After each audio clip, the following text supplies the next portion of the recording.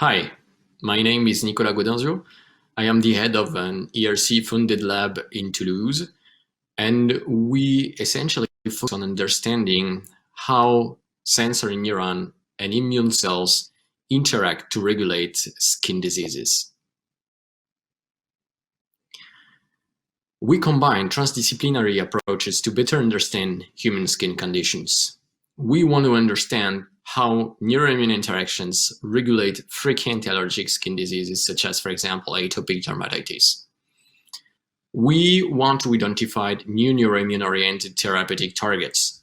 For this, we have developed new tools, such as unique in vivo transgenic models, and directly the translational relevance of our findings in human biopsies.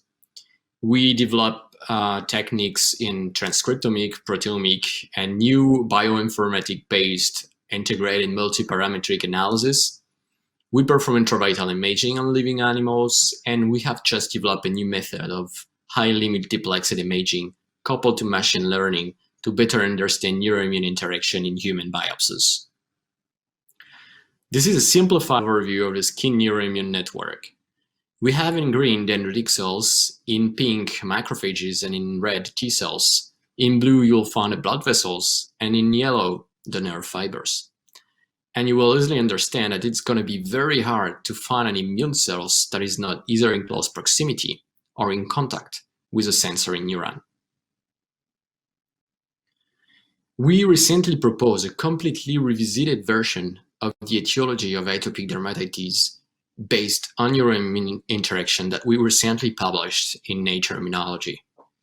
Using our new mouse model of atopic dermatitis disease, we show that the neuropeptide substance P, the sensory neurons, and the mast cell via the receptor MRGPRB2 were required for the development of the pathogenic type 2 immune response and allergen-specific type 2 immune response and associated pathological features. In this picture on the left, you'll find the back skin of a mouse, a living mouse with atopic dermatitis, and the sensory neurons are in white, and they are activated, and they have been releasing substance P that will have triggered the activation of mast cell in red.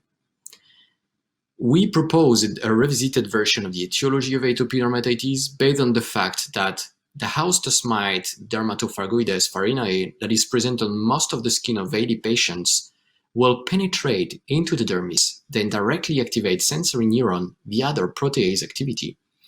This will trigger the release of substance P that will then activate dermal mast cell via the receptor MRGPRB2, and this will be a key event that will then kickstart the development of pathogenic type 2 immune response and of atopic dermatitis.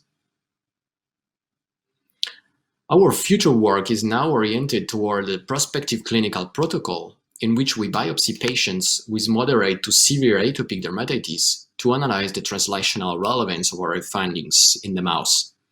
We will investigate the role of such neuroimmune also interactions in different organs, such as in the lungs, in the gut, to see whether it's involved or not in additional pathological conditions.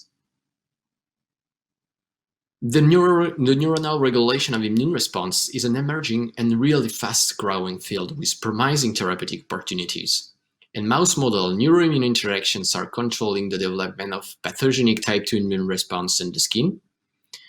We are targeting neuroimmune interaction in skin disease because we think it could have a significant impact on both the inflammation and the pruritus, two very important clinical manifestations.